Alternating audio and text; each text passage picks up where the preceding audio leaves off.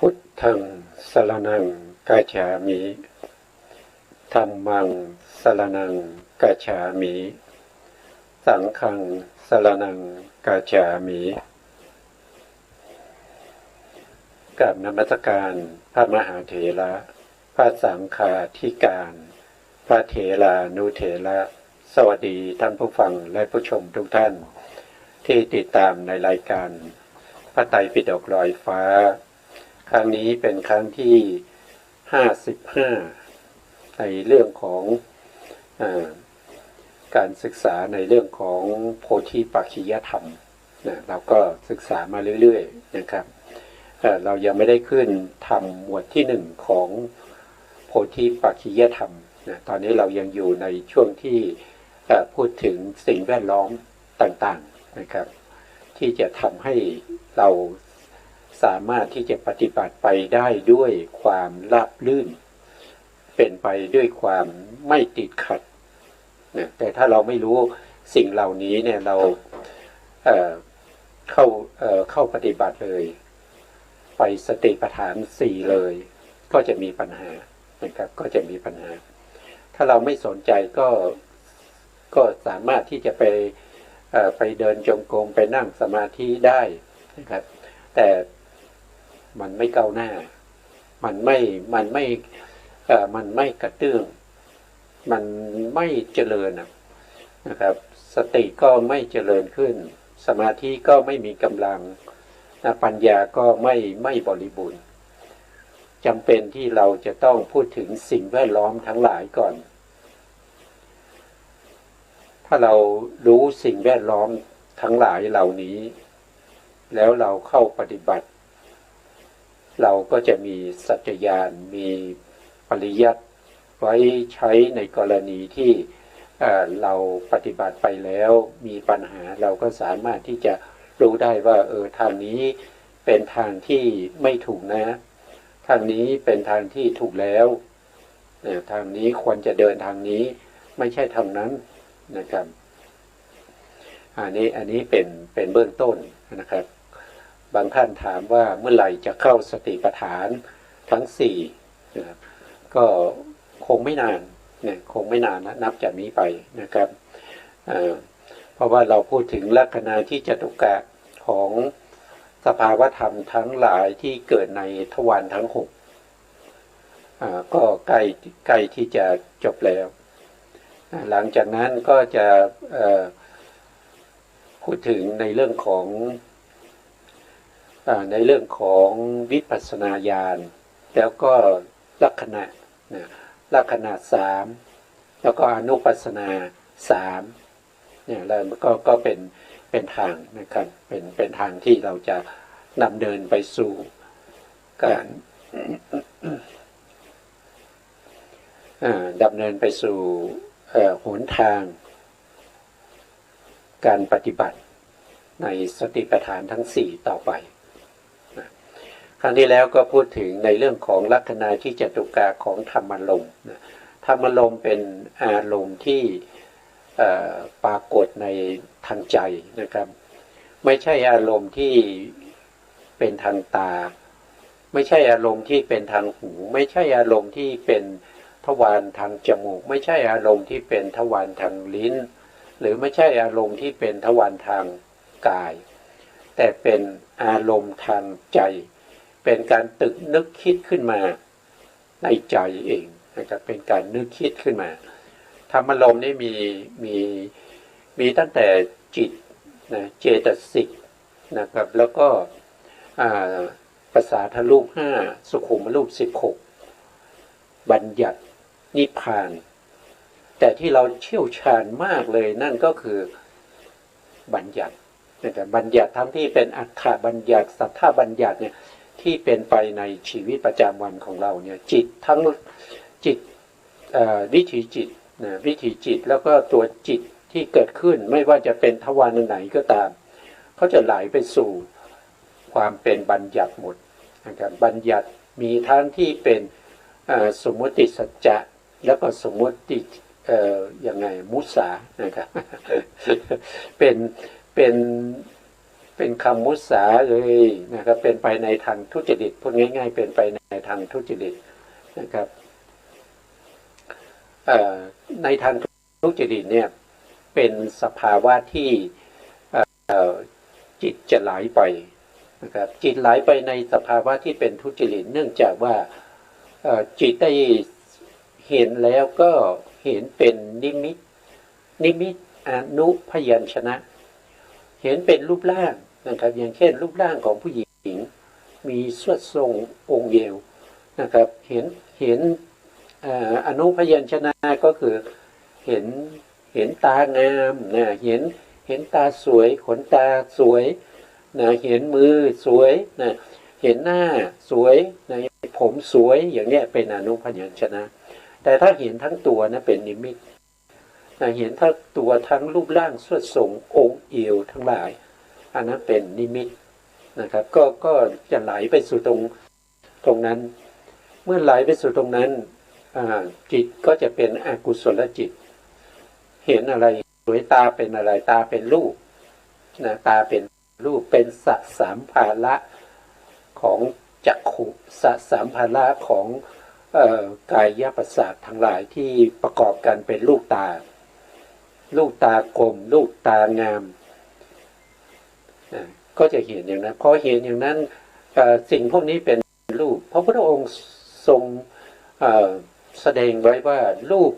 เป็นอสุภะรูปมีลักษณะเสื่อมสิ้นสลายไปไม่คงทนตั้งอยู่ในสภาพเดิมไม่ได้แต่เรามองไม่เห็นตรงนั้นเราจะมองไปก็เห็นว่าผู้หญิงนี้ตาสวยดีขนตางอนดีนะครับรูปร่างดีนะครับรูปร่างดีหน้าตาสดสวยอย่างเงี้ยเราเห็นอย่างเงี้ยการเห็นอย่างนี้นะเป็นการเห็นที่ข้ามไปจากปรมัตถสัจจะแล้วข้ามไปจากการรวบรวมของสมุทตามความเป็นจริงการเห็นตามความเป็นจริงนั่นคือการเห็นเฉพาะสีการเห็นแต่ละครั้งเนี่ยก็เห็นเฉพาะเป็นสีเท่านั้นแต่เป็นจุดแต่เมื่อรวบรวมกันไว้ที่สมุหคณวิถีเมื่อรวบรวมก็จะเอาจุดทั้งหลายเหล่านี้อยู่หน้าตำแหน่งไหนอยู่หน้าตรงไหนเมื่อเอาจุดทั้งหลายมาต่อกันก็จะกลายเป็นรูปร่างสันฐานเป็นนิมิต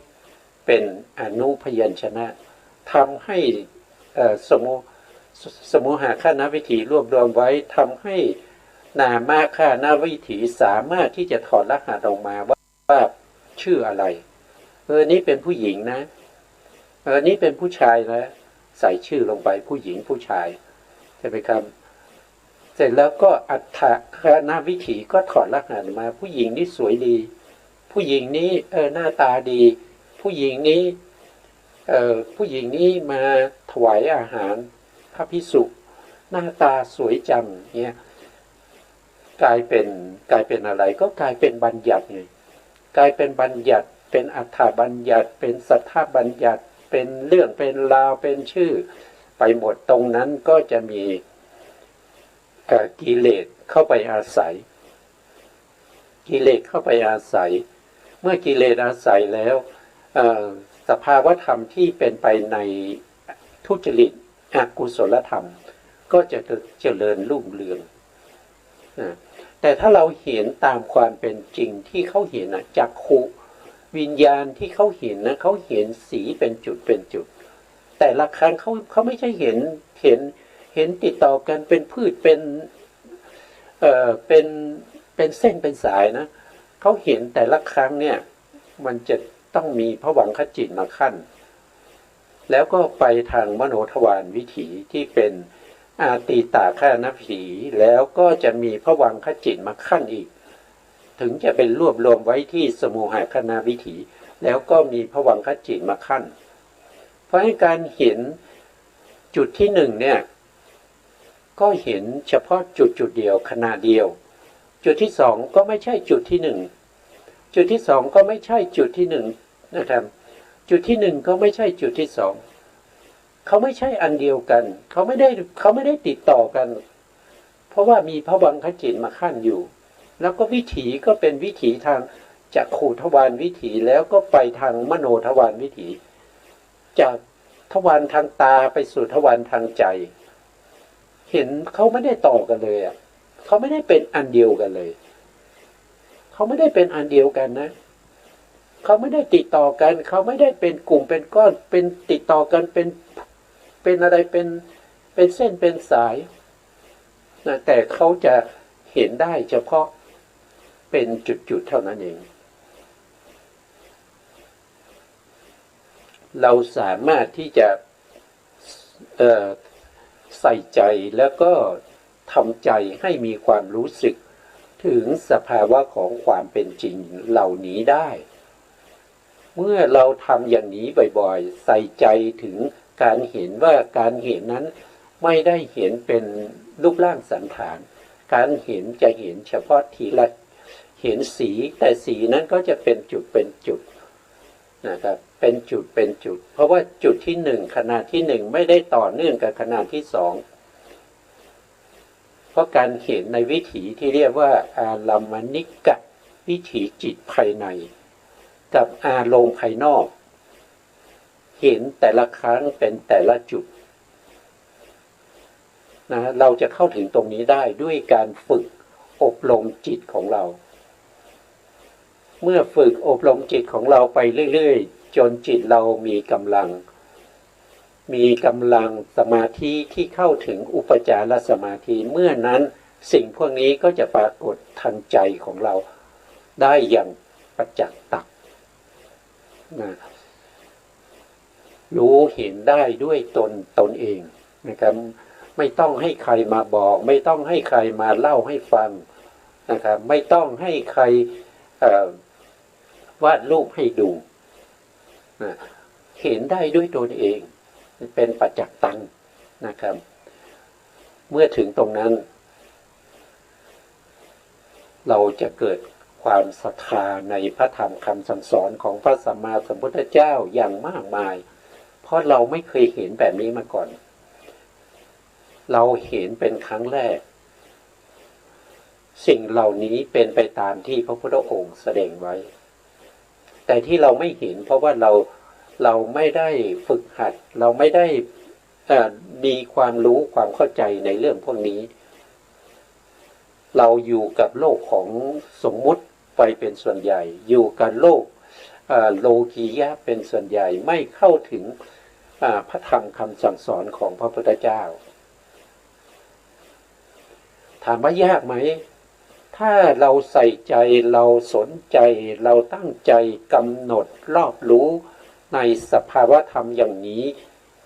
มันก็ไม่ยากแต่ถ้าเราปล่อยปละละเลยให้เป็นไปในชีวิตประจำวันเหมือนที่เราเป็นอยู่ทุกวันมันก็ยากมันเข้าไม่ถึงเพราะว่าสมาธิไม่มีกำลังนะครับสมาธิไม่มีกำลังนะอันนี้ก็เป็นเรื่องที่ทั้งหมดที่พูดมาตั้งแต่พูดในเรื่องของลัคนาที่จตุกะก็เป็นอย่างนี้นะครับวันนี้เราก็ขึ้นสู่ในส่วนที่เป็นมโนทวารนะคือธรรมารมณ์เนี่ยเราพูดแล้วนะครับธรรมารมณ์เนี่ยก็มีลักษณะการกระทบกับภวังคจิตนะครับภวังคจิตนี้ก็เป็นเขาเรียกว่าเป็นมโนนะครับเป็นมโนพระพุทธเจ้าองค์ใช้มโนนะครับแต่ไม่ใช่มโนธาตุนะถ้าเป็นมโนธาตุก็จะเป็นสัมปติชนะจิตสองแล้วก็ปัญจทวาราวชนะจิตอีกหนึ่งท่านใช้มโนนะท่านใช้มโนในที่นี้คือภวังคจิตภวังคจิตมีอยู่19นะครับมีอยู่19ดวงใน19ดวงเนี่ยถ้าเราจะทำให้ถึงถ้าเราจะทำให้เข้าถึงนามรูปปริฉีทญาณครั้งแรกนะครับพูดถึงครั้งแรกเรายังเป็นปุถุชนอยู่นะครับผู้ที่จะทำได้เนี่ยก็ต้องมีได้ปฏิสนธิที่เป็นติเหตุกะภวังคจิต9ดวงใดดวงหนึ่งนี่เคยพูดไปครั้งหนึ่งนะเราก็มาดูนิดหนึ่งนะครับ ถ้าไม่ใช่พระวังคจิต9ดวงนี้ไม่มีโอกาสนะครับไม่มีโอกาสที่จะเห็นรูปนามตามความเป็นจริงเพราะว่ารูปนามตามความเป็นจริงต้องมีสมาธิเป็นอุปจารสมาธิอุปจารสมาธิจะเกิดขึ้นได้จะต้องเป็นบุคคลที่เกิดด้วยติเหตุกะภวังคจิตนะว่าโดยตรงนี้มีอยู่9นะครับจริงๆแล้วก็มีรวมถึงอรูปด้วยนะครับอรูปอีก4ก็จะเป็นอยู่13นะ13ดวงแต่อรูปเนี่ยไม่สามารถที่จะ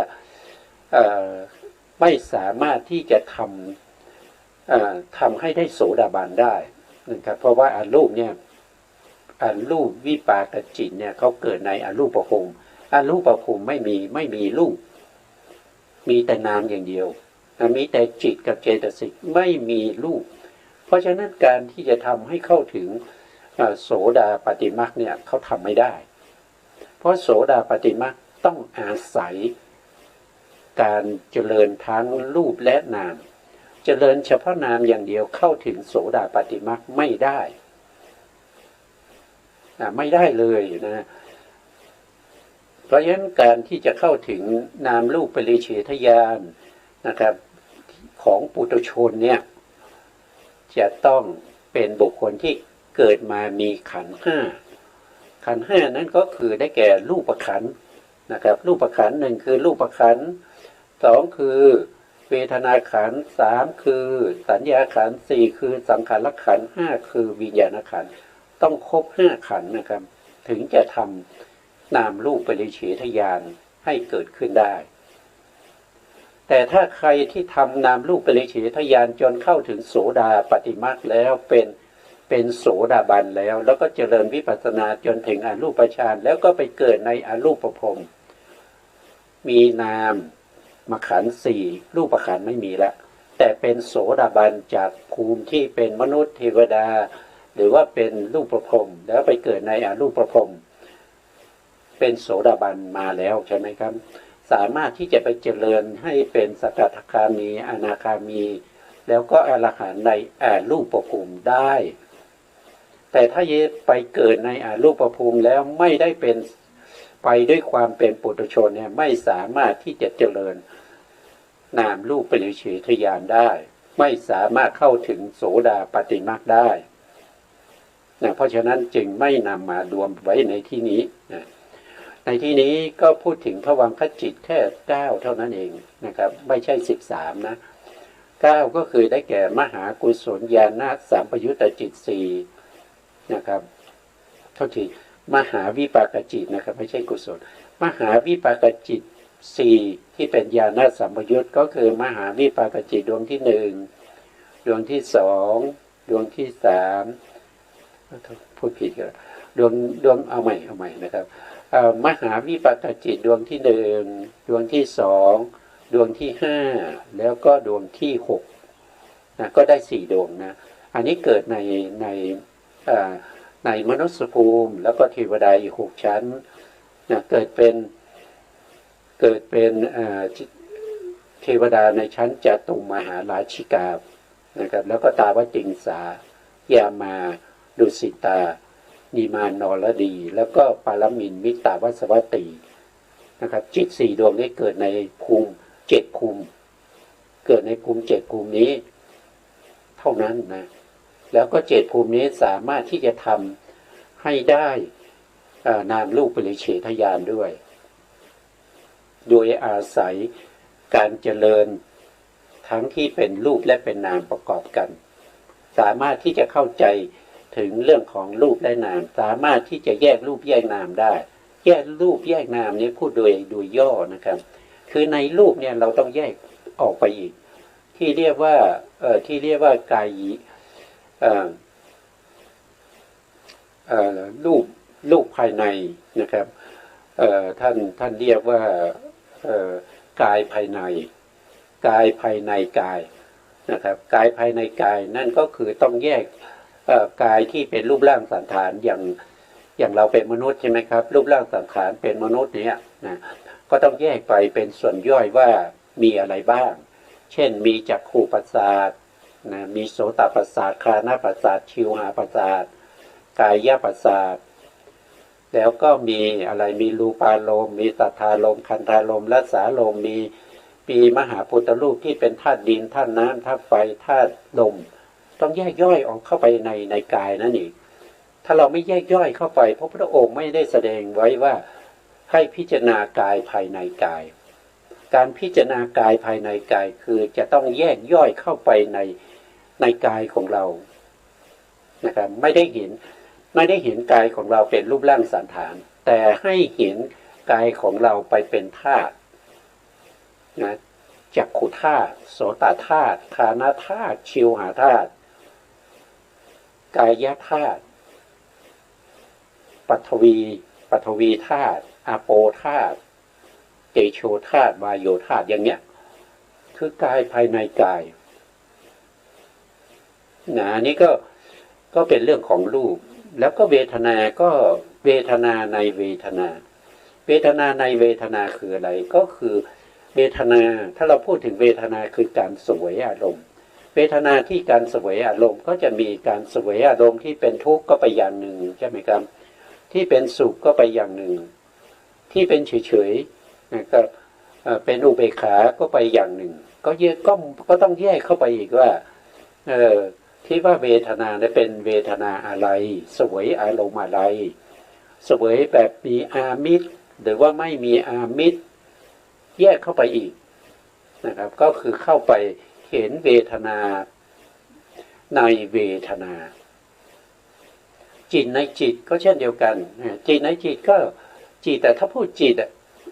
ก็รู้ว่าจิตแต่ไม่รู้รายละเอียดว่ามันจิตนี้มีโทสะจิตนี้ปราศจากโทสะจิตนี้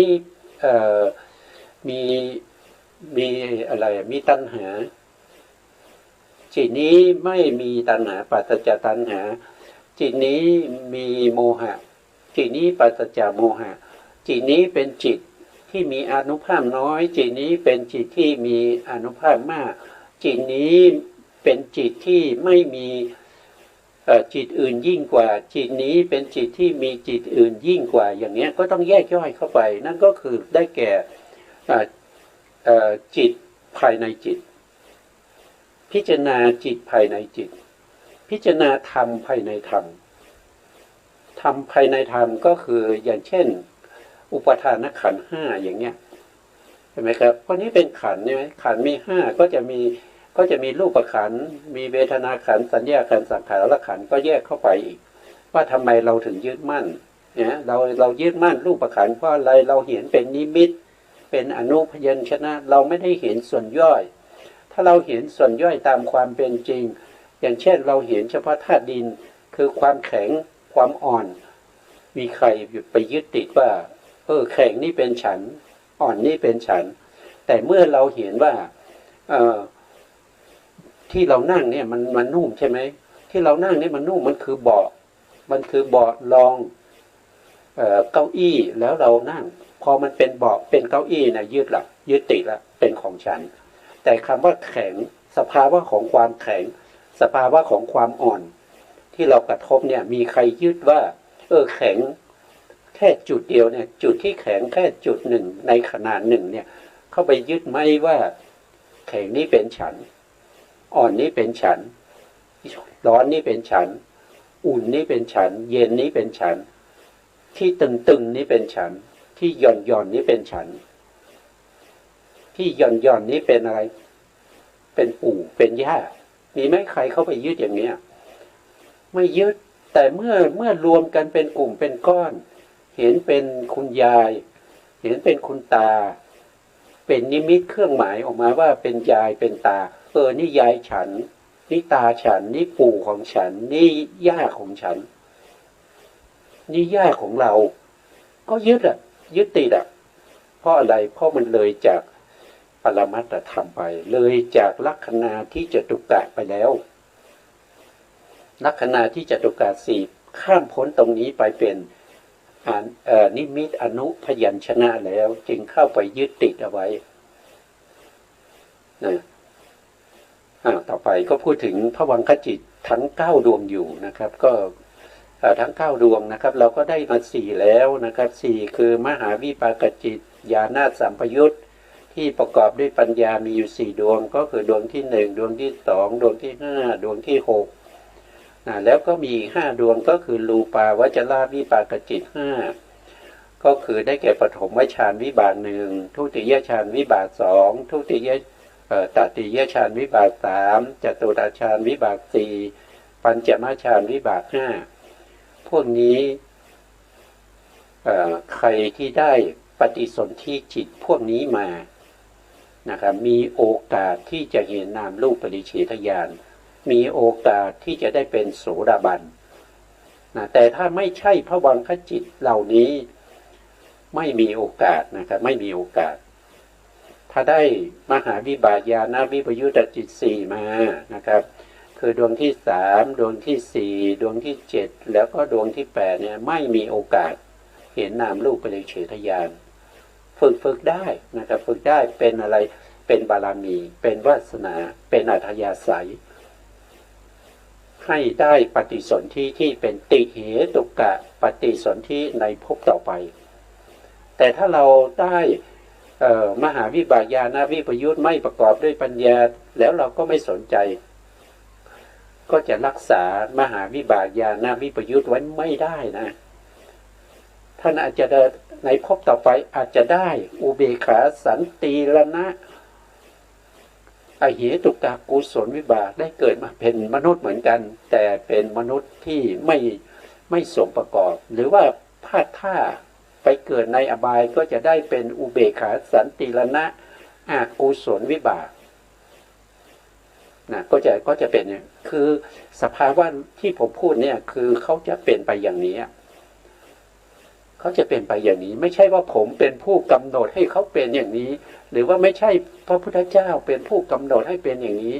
แต่เขาเป็นของเขาอย่างนี้เราเพียงแต่ศึกษา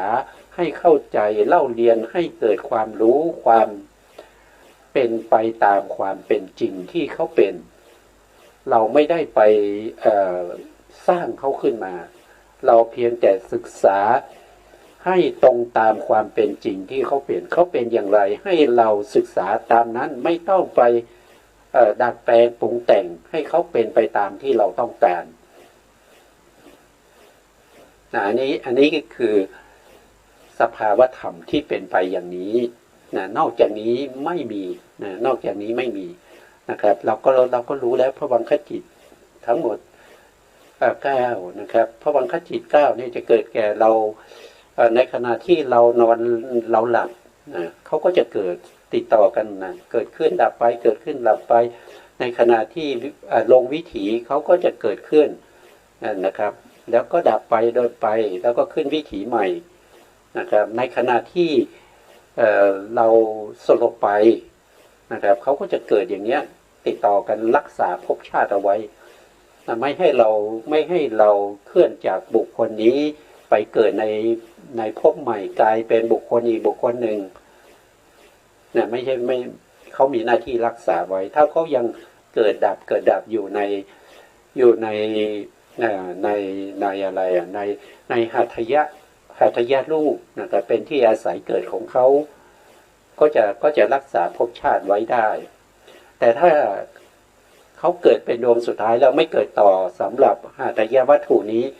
นั่นแสดงว่าจบสิ้นกันของบุคคลนี้นะครับเคลื่อนไปเกิดในภพใหม่จะไปเกิดเป็นอะไรก็แล้วแต่ปฏิสนธิดวงใหม่ที่จะเกิดต่อจากจุติจิตนั้นว่าจะไปเกิดเป็นอะไรก็ตามสมควรแก่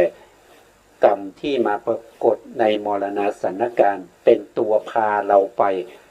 ยังภพใหม่นะต่อไปนะครับเราก็มาดูว่าเรารู้แล้วว่าพระวังคจิเนี่ยมีอยู่9 ดวงเท่านั้นนะครับที่จะทำให้เราเนี่ยเข้าถึงอุปจารสมาธิแล้วก็ให้เราเห็นนามรูปปริเฉทญาณได้เพราะฉะนั้นเราก็มาดูว่าลักษณะที่จตุกะของพระวังคจิตตรงนี้บอกไว้19นะครับแต่ที่ใช้จริงๆมีแค่9นะครับอีก10 ดวงนั้นไม่สามารถที่จะเข้าถึงนามรูปปริเฉทญาณนะครับของปุถุชนของปุถุชน ข้อที่หนึ่งมีลักษณะอย่างไรนะข้อที่หนึ่งท่านก็บอกว่าฉัตถวาลิกะมัลนาสันนะชวนะวิชานานาลักขณังลักขณานะครับมีการรู้อารมณ์หกที่รับมาจากมรณะสันนะชวนะในภพก่อนเป็นลักษณะมรณะสันนะชวนะก็คือวิถีจิตที่เป็นวิถีสุดท้ายในภพก่อนในภพก่อนที่เราจะมาเกิดเป็นบุคคลนี้นะครับที่เราจะมาเกิดเป็นมนุษย์นะครับมาเกิดเป็นบุคคลคนนี้เนี่ยเราเคลื่อนมาจากภพเก่าภพเก่าจะอยู่ที่ไหนเราก็ไม่รู้นะครับอาจจะเป็นมนุษย์อาจจะเป็นเทวดาอาจจะเป็นพรหมหรือว่าอาจจะเป็นเดรัจฉานเป็นเปรตเป็นอสุรกายเป็นสัตว์นรกก็จะมีวิถีสุดท้ายของภพนั้นเกิดขึ้นเป็นวิถีสุดท้ายแล้ววิถีสุดท้ายนั้นเราจะเรียกว่าเป็นมรณะสันนะชวนะเขาก็มีอารมณ์ของเขาอารมณ์ของเขาก็จะมี3อย่างนะครับ3อย่างนี้หมายถึงว่าทั้งหมดมี3อย่างแต่ว่าวิถีจิตวิถีของแต่ละคนก็จะรับอารมณ์มาแค่อย่างเดียวเท่านั้นเพราะทั้งวิถีจะมีอารมณ์อย่างเดียวเหมือนกันหมดเลยนะชวนะ5 ดวงเมื่อใกล้จะตายนะจะมีอารมณ์เหมือนกันหมดเลยนะรับอารมณ์ที่ไม่ดีก็ไปอบายรับอารมณ์ที่ดีก็มาเกิดเป็นมนุษย์ถ้ารับอารมณ์ที่เป็นภาวนาก็ไปเกิดเป็นพรหมอย่างนี้นะเพราะฉะนั้นจิตที่เป็นภวังคจิตนี้จะขาดจากอารมณ์ไม่ได้นะครับขาดจากอารมณ์ไม่ได้ต้องเป็นอารมณ์เขาจำกัดว่าจะต้องเป็นอารมณ์ที่มรณะสันนะชวนะที่รับมาตั้งแต่พบก่อนเมื่อเกิดขึ้นจะต้องมีอารมณ์นี้เป็นลักษณะต่อไปนะครับเป็นจิตนะภวังคะรัสสามีการสืบต่อมีการสืบต่อภพเก่ากับภพใหม่หรือรักษาภพชาติเป็นกิจเขาเกิดขึ้นเขาต้องรักษาภพชาติเขาต้องรักษาภพชาติของเขาเอาไว้นะครับจะไม่ให้เคลื่อนไปเป็นภพใหม่เป็นบุคคลใหม่ถ้าเขาเกิดขึ้นแต่ถ้าเขาไม่เกิดนั่นก็แสดงว่าเราไปภพใหม่แล้วนะครับจิตดวงสุดท้ายของภวังคจิตเราจะเรียกว่าเป็นจุติจิตจุติจิตก็คือว่าตรงๆก็เราทั่วไปเราก็จะเรียกว่าตายนั่นเองนะครับตายนั่นเองนะต่อไปมีผลเป็นยังไงนะครับท่านก็บอกว่าตัถาภาวะปัจจุปถาตรงนี้เป็นนานะครับไม่ให้เพราะว่านามาเพราะว่าเป็นขบวนเป็น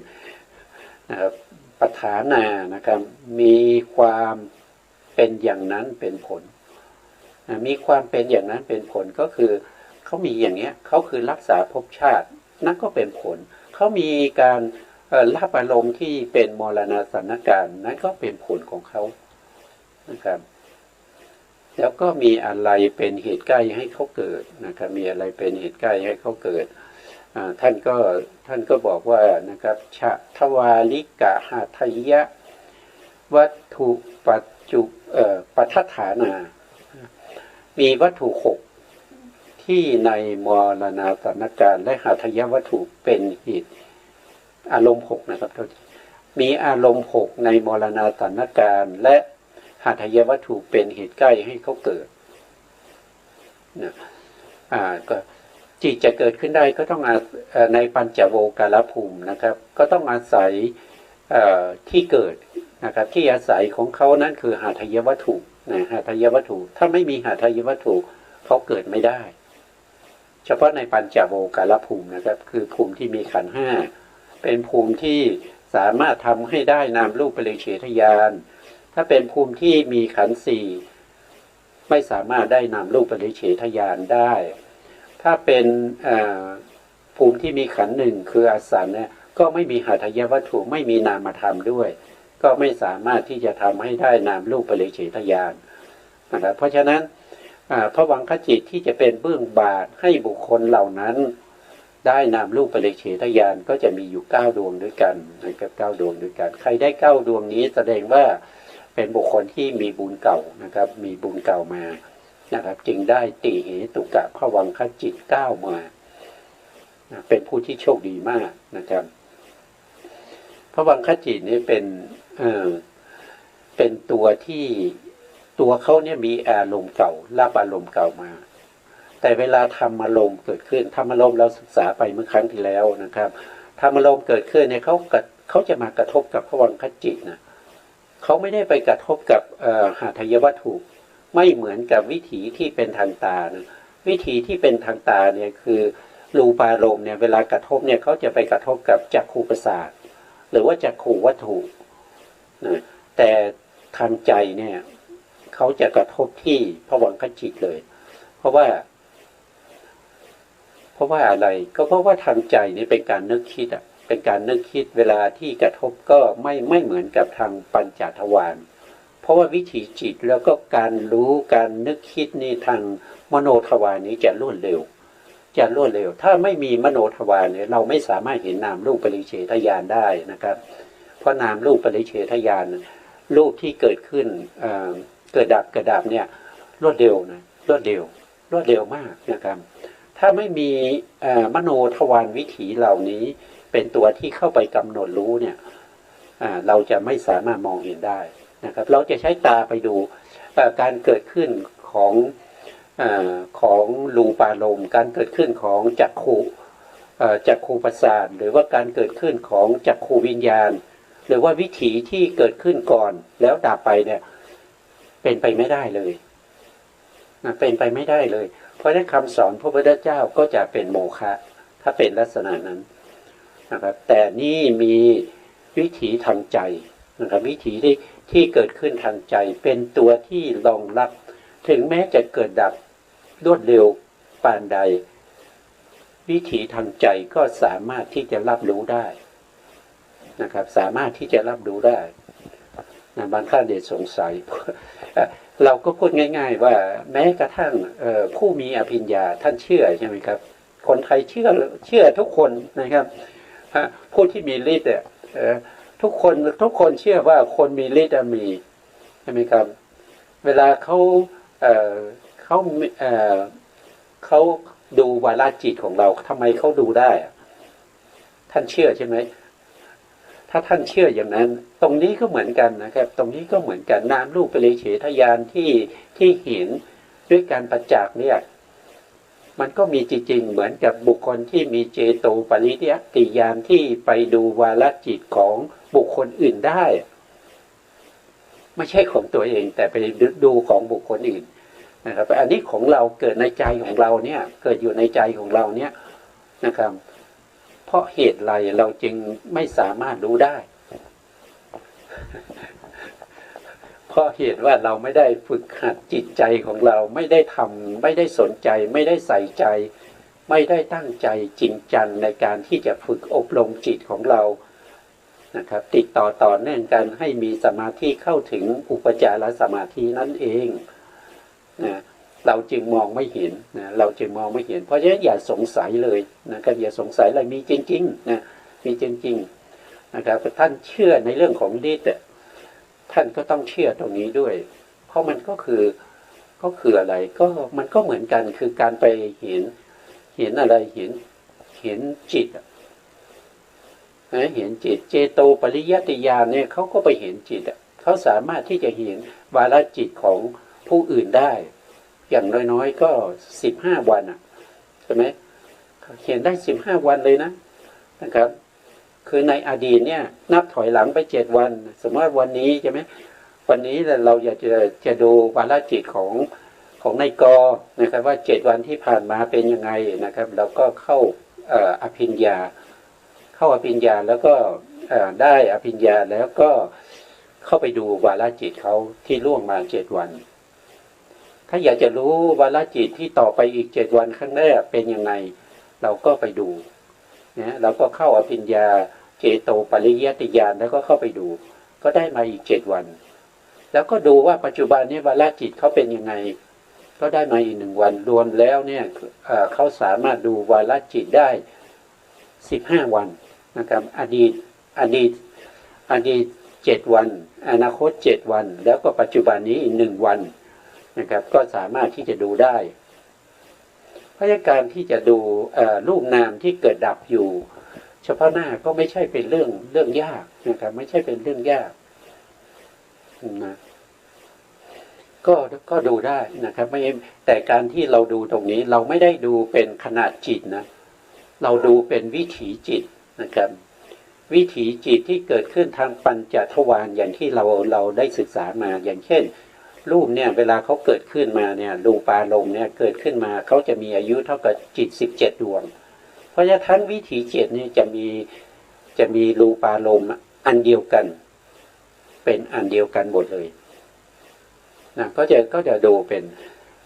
ถ้าเราฝึกจิตของเราดีๆก็จะสามารถดูได้นะครับไม่เกินความสามารถเพราะว่าบุคคลในอดีตนี้เขาเห็นมาแล้วเขาเห็นมาแล้วบุคคลที่เห็นคนแรกนั่นก็คือพระสัมมาสัมพุทธเจ้านะบุคคลลำดับสองที่เห็นนั่นก็คือพระปัจเจกเนี่ยพระปัจเจกนะบุคคลที่สามที่เห็นอย่างนี้ก็คือพระสาวกของพระสัมมาสัมพุทธเจ้าไม่ว่าจะเป็นอสิติมหาสาวกหรือว่าจะเป็นสาวกธรรมดาทั่วไปพวกนี้เขาเห็นมาหมดนะครับสาวกของพระพุทธภิกษุสงฆ์ที่เป็นสาวกของพระพุทธเจ้านั่นหมายความว่า4 คู่ 8 บุรุษนะครับก็คือหมายถึง4 คู่ก็คือได้แก่โสดาปฏิมรรคโสดาปฏิผลคู่หนึ่งอย่างเงี้ยเนี่ยพวกนี้เขาเห็นมาแล้วเนี่ยคู่ที่สองก็เป็นสกทาคามีมรรคสกทาคามีผลคู่ที่สามก็เป็นอนาคามีมรรคอนาคามีผลคู่ที่สี่ก็เป็นอรหันตมรรคอรหันตผลเนี่ย4 คู่ก็เป็น8 บุรุษนะครับก็เขาเห็นมาแล้วก็ต้องมีตัวอย่างท่านก็เชื่ออยู่ใช่ไหมว่ามีพระอรหันต์ปัจจุบันนี้พระอรหันต์เยอะแยะนะพระอรหันต์เยอะแยะเลยนะครับใครๆก็เป็นพระอรหันต์หมดนะครับนะก็แต่ไม่รู้นะพระอรหันต์ยุคปัจจุบันนี้เขาจะเห็นหรือเปล่าไม่รู้นะครับแต่ถ้าเป็นพระอรหันต์ที่พระพุทธองค์รับรองในสมัยพุทธกาลเนี่ยทุกท่านเห็นอย่างนี้แล้วก็ถึงจะละกิเลสได้ถ้าไม่เห็นอย่างนี้ก็ละกิเลสไม่ได้เห็นเมื่อไหร่ก็เป็นรูปร่างสันฐานเป็นนิมิตเป็นอนุพยัญชนะเป็นอวัยวะเป็นตาเป็นแขนเป็นผมเป็นขนเป็นเล็บเป็นฟันเป็นหนังเนี่ยอย่างนี้เห็นอย่างนี้ไม่สามารถที่จะเข้าถึงนามรูปปริเฉทญาณได้อันนี้ก็เป็นมโนนะครับมโนก็คือภวังคจิตนะภวังคจิตเหลืออะไรอีกนะครับเราก็ต่อไปในสไลด์ต่อไปนะสไลด์ต่อมาท่านพูดถึงมโนทวาราวชนจิตนะมโนทวาราวชนจิตคือจิตดวงนี้นะ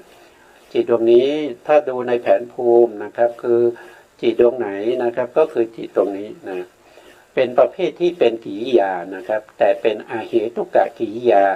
เป็นดวงที่2ดวงนี้นะดวงนี้ทำหน้าที่ในมโนทวารวิถีก็คือทำหน้าที่อาวชนะอาวชนะก็คือการน้อมไปสู่อารมณ์น้อมไปสู่อารมณ์อาวชนะไปในอารมณ์ที่เป็นธรรมอารมณ์ธรรมอารมณ์เมื่อน้อมไปสู่ธรรมอารมณ์นั้นอาจจะเป็นจิตดวงใดดวงหนึ่งเป็นเจตสิกดวงใดดวงหนึ่งหรือว่าเป็นภาษาทรูป5 ดวงอันใดอันหนึ่งนะสุขุมรูป16เนี่ยอันใดอันหนึ่งหรือว่าเป็นบัญญัติเป็นนิพพานอะไรพวกนั้นอย่างใดอย่างหนึ่งนะครับเพราะฉะนั้นมโนทวาราวชนจิตสามารถที่จะรู้ว่าจริงๆแล้วมโนทวาราวชนจิตเนี่ยสามารถรู้ทุกสิ่งทุกอย่างนะครับว่าโดยบางที่เนี่ยท่านกล่าวไว้ว่ามโนทวาราวชนจิตเนี่ยเปรียบเสมือนกับสัพพัญญุตญาณนะจิตดวงนี้นะเปรียบเสมือนกับสัพพัญญุตญาณนะแต่ในที่นี้ของเราที่เป็นมโนทวาราวชนจิตของเราเนี่ยเรายังไม่สามารถที่จะเข้าไปรู้จิตโดยเป็นดวงนะครับหรือว่าเจตสิกนะครับหรือว่าภาษาทรูปหรือว่าสุขุมรูปเรายังไม่สามารถที่จะรู้ได้เลยเพราะมโนทวาราวชนจิตของเรา ยังไม่คุ้นเคยกับอารมณ์เหล่านั้นแต่เวลาเขารู้เขาจะรู้ติดต่อกันรวบรวมกันเป็นกลุ่มเป็นก้อนเป็นเส้นเป็นสายเขาจะรู้อย่างนั้นแต่ถ้าจะแยกย่อยออกไปเช่นกายในกายนะเวทนาในเวทนาจิตในจิตธรรมในธรรมเนี่ยเขายังไม่รู้ของเรายังไม่รู้นะครับแต่เขารู้ได้ด้วยการฝึกอบรมมาดูลักษณะที่จตุกะของมโนทวาราวชนะจิตนะครับเขามีลักษณะยังไงนะครับชะลาลัมมณวิชานนะลักขณานะมีการรู้อารมณ์6เป็นลักษณะตรงนี้เป็นอีกแล้วนะ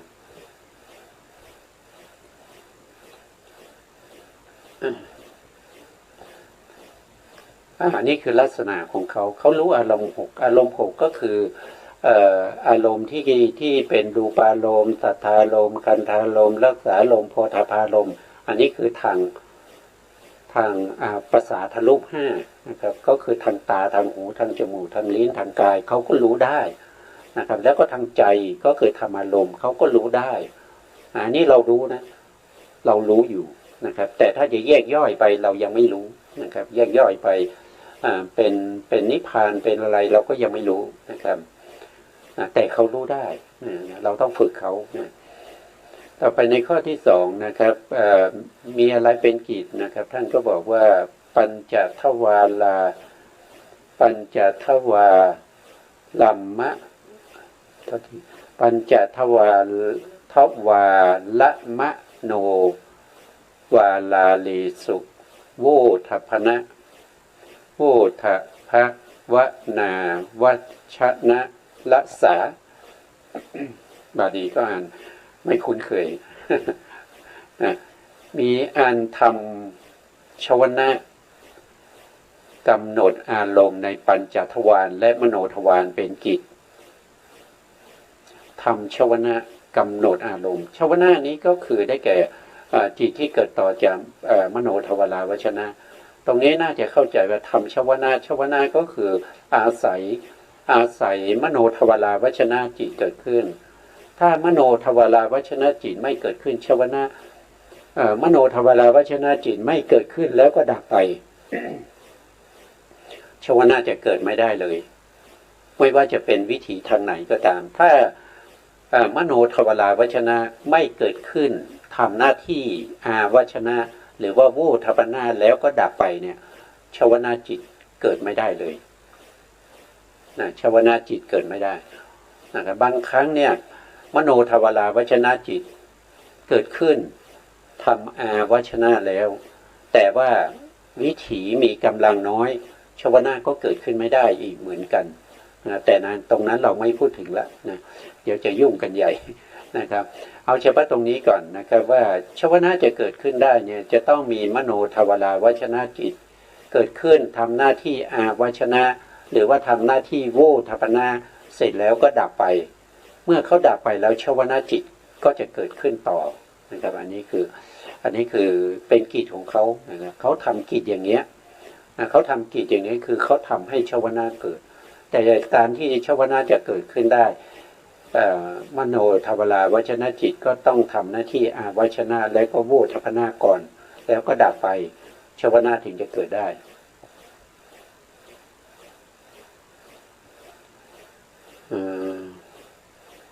ตรงนี้ชวนะทำไมเขียนนี้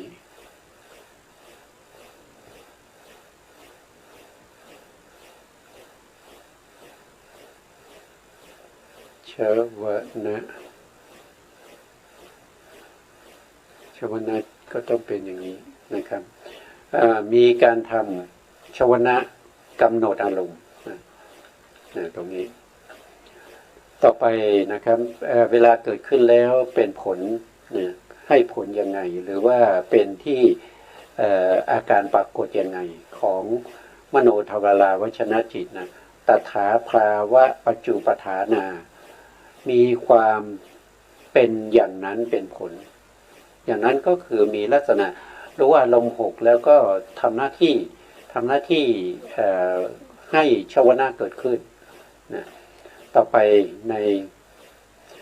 ในข้อที่สี่เขาเกิดขึ้นเพราะอะไรมีอะไรเป็นเหตุใกล้นะครับอาเหตุกะกิริยาอาเหตุกะวิปาม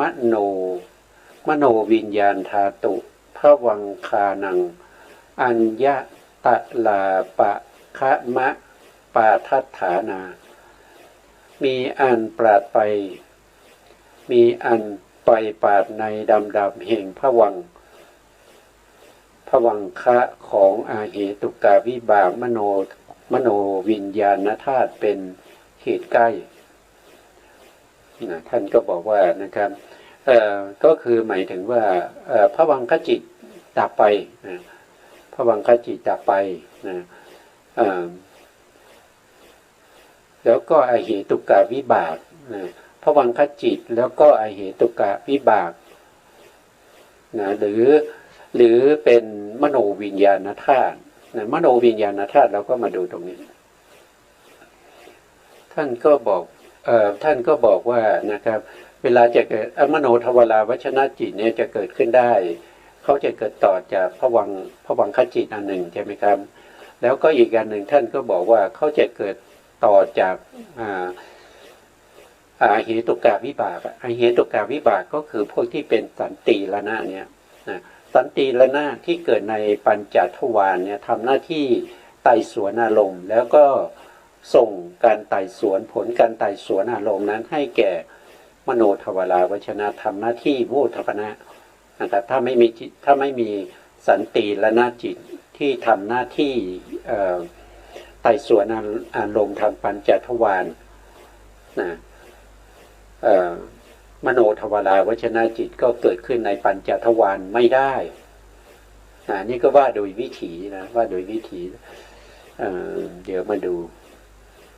ตรงนี้ไม่รู้เนี่ยตรงเนี้ยนะครับตรงเนี้ยท่านพูดถึงจิตตรงนี้นะอันนี้เป็นวิถีทางคณทวารนะครับก็คือเป็นวิถีจิตที่อาศัยคานาประสาทเกิดขึ้นมีวูดตรงเนี้ยวูตรงนี้หมายถึงว่าหน้าที่ของเขาแต่ตัวจิตจริงๆคือมโนทวาราวชนะจิตมโนทวาราวชนะจิตที่เป็นไปในปัญจทวารเนี่ยเขาจะต้องเกิดต่อจากสันติละนะจิตนะเนี่ยสันติละนะจิตนะครับก็จะเป็นลักษณะอย่างนี้นะ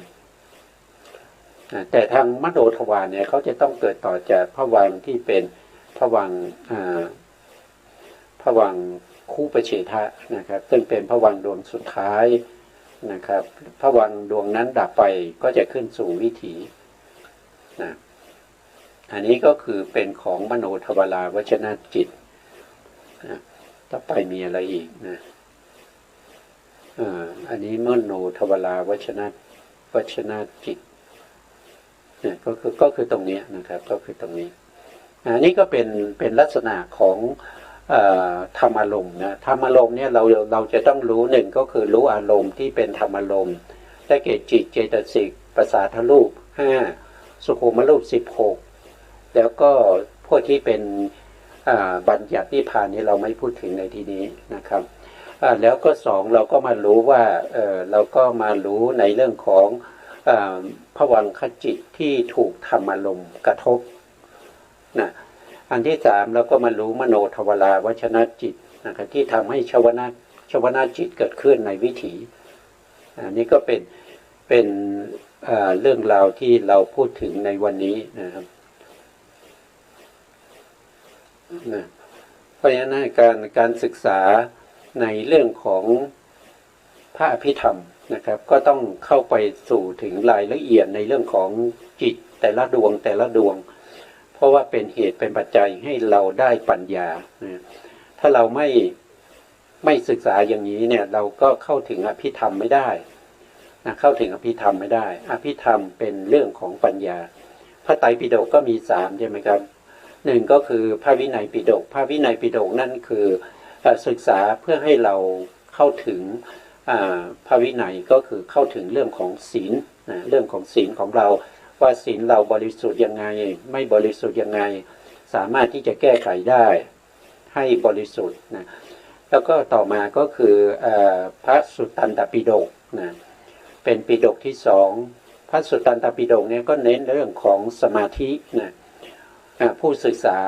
นะครับก็จะต้องใส่ใจในเรื่องของสมาธินะครับแล้วก็ปิฎกที่3ก็คืออภิธรรมปิฎกอภิธรรมปิฎกก็จะพูดถึงเรื่องของปัญญานะครับสรุปแล้วก็คือพระพุทธองค์พูดในเรื่องของศีลสมาธิแล้วก็ปัญญานะครับ84,000 พระธรรมขันธ์ก็จะพูดเฉพาะเรื่องเหล่านี้นะครับมากมายเหลือเกินนะครับแต่เราก็ค่อยๆศึกษากันไปนะครับศึกษาร่วมกันไปจนเราเข้าถึงนามรูปปริเฉทญาณให้ได้ก็แล้วกันนะครับกับวันนี้เวลาหมดแล้วครับสุดท้ายนี้ขอกราบขอบพระคุณพระครูสมุทรวิสุวัตรวรกิจโจผู้อำนวยการสถานีวิทยุเพื่อการศึกษาพระพุทธศาสนาและวัฒนธรรม FM 104.5 เมกะเฮิรตซ์วัดฝายหินจังหวัดเชียงใหม่และขอกราบขอบพระคุณพระครูปริยัติยานุศาสตร์ก็ขอบคุณท่านผู้ฟังและผู้ชมทุกท่านที่ติดตามในรายการพระไตรปิฎกลอยฟ้าพบกันใหม่ในโอกาสต่อไปครับวันนี้ลาไปก่อนครับสวัสดีครับเรียกทุกขลักษณะทุกจริงจริงนั้นหรือทุกครั้งนั้นแหละนา